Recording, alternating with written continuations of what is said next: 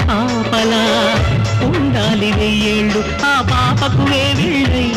పసి పాపలలో గిళ్ళై ఆ పాపకు వేవిళ్ళై పసి పాపలలో గిళ్ళై ఈ తండ్రిని తాతగ చేయాలమ్మా